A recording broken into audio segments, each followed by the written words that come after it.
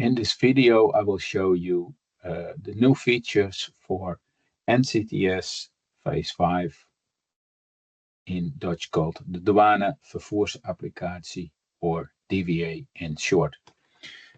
In CMG, you can find the new messages, declarations, new DVA NCTS outbound message is called NCTS declaration NL, and the new arrival notification is called NCTS arrival notification NL. For the last one, when I explain the outbound declaration, the arrival notification will speak for itself. No real changes have been made for DVA, so I will skip that one and focus on the outbound. What I would like to say about NCT arrival notification in addition is that the whole process hasn't changed.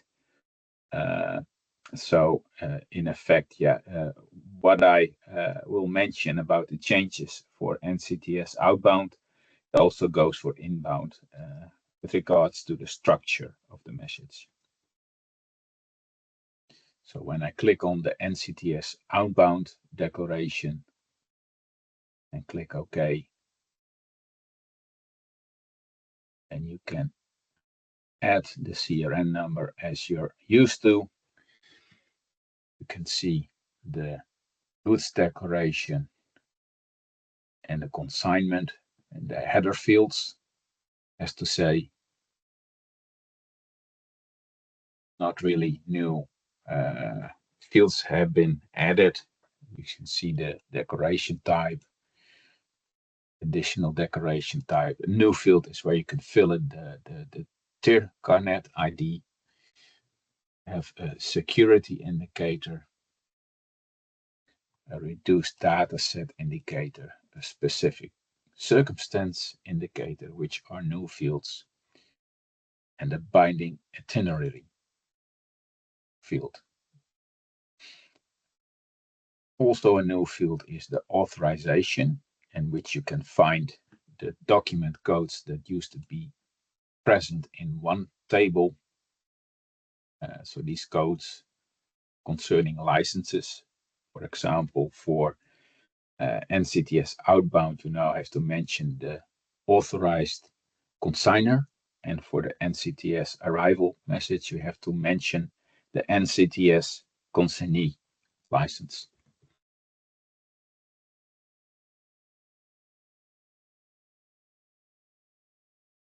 Here you can find the customs offices, which is already known in the present NCTS Phase 4 declaration.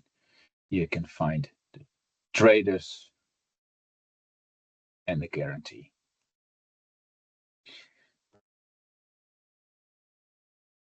The document table has been split up in 4 different tables, which I will go through later on in this training explanation of the differences of the new DVA system, which are called transport document, supporting document, and additional reference.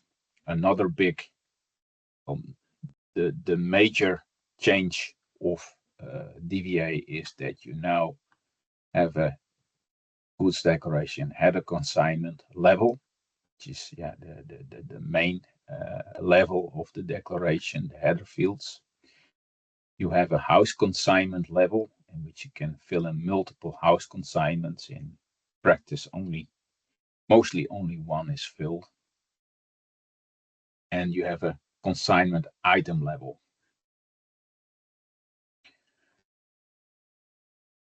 I will go through the tabs on the header level.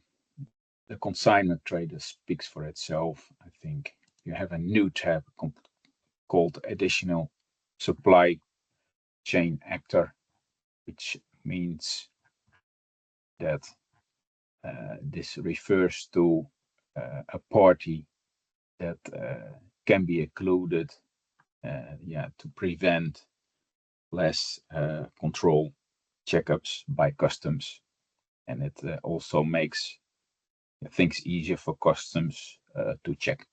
So if you have an additional supply chain actor, you can fill it in here by clicking on No, then add the AORI or TIN number and their role in this declaration.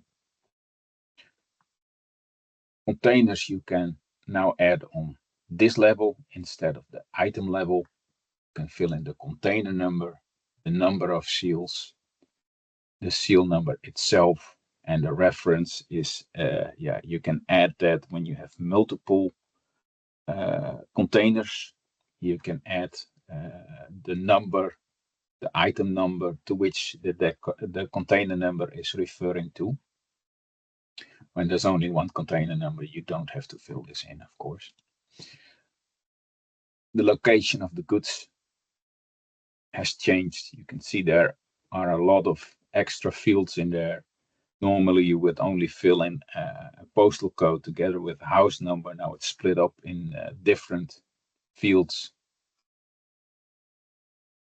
In practice, you only need to fill in the type location and the location qualifier. So if you want to mention a postal code, then you have to select code T and then fill in here the house number, postal code, and the country. Departure transport means hasn't changed very much. Only you can find here the transportation type, which indicates what type of transport the ID you are referring to, and so it's a more detailed indication of what the transport means actually is. Country of routing is also present in NCTS phase 4. Active border transport means kind of border crossing transport means what is called in NCTS phase 4. Place of loading, place of unloading. You can find on this level the previous document, supporting document, like I earlier mentioned, which was part of the document table in NCTS phase 4. It now contains all the documents that cannot be put in the other tables, like authorization, the additional reference, and the transport document. So this contains all other documents.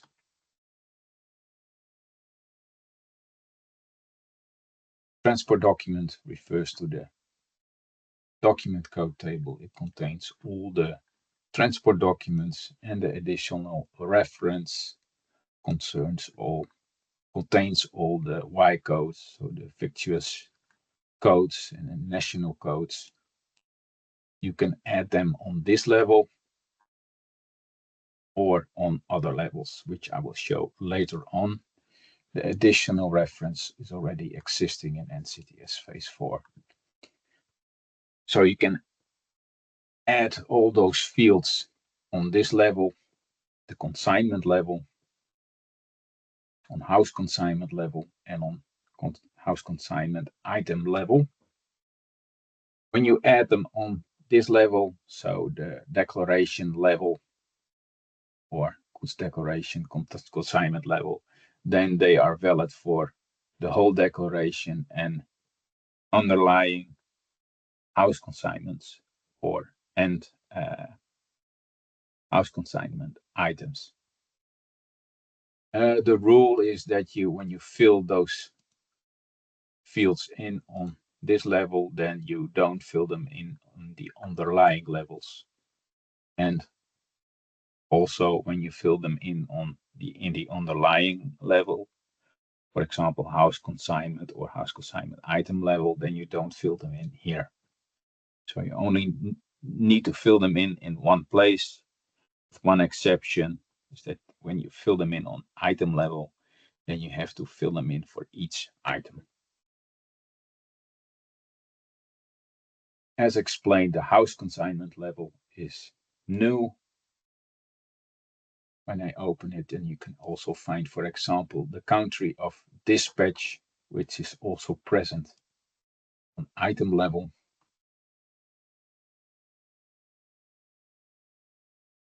The same goes for example, what I showed you, the additional reference. When you fill it in, you only need to fill it in on one level. So the house consignment contains a lot of the same fields: consignment traders, additional supply chain actor, departure transport means. Here you can also find the previous document, etc. And the same goes for the item level.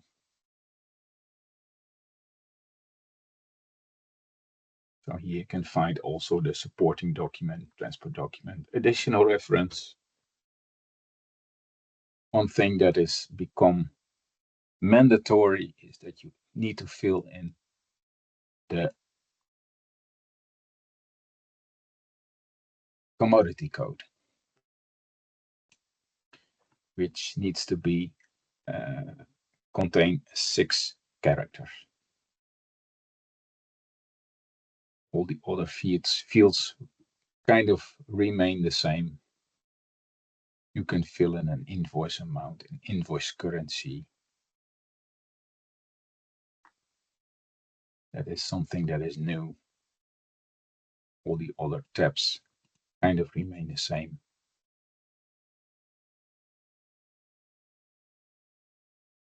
When you fill in the declaration, you can send it to customs. I will now show the message flow, which is already existing for a document that is released. So I will show you the event log, in which you can see what the message flow is and what the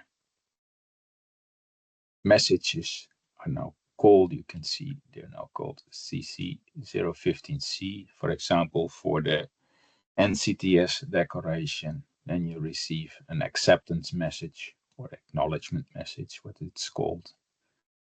You can see the acceptance and the release message. And also when you have a release message, then you can print the TAD document, for which the layout has changed a bit, as you can see. Well, in short, that is what has been changed in NCTS. The summary of all the changes are that you can have to mention the authorized consignor, or for outbound declarations, and authorized consignee for inbound declarations, so the NCTS arrival message. The structure has been changed. There's an extra layer or level, which is called the house consignment level. The commodity code is mandatory now for NCTS declaration,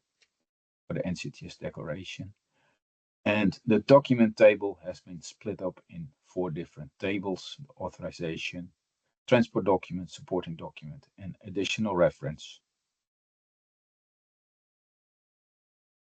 That's all. And yeah, hope everything was clear, and wish you a lot of success in making the new NCTS declarations in the new system, DVA.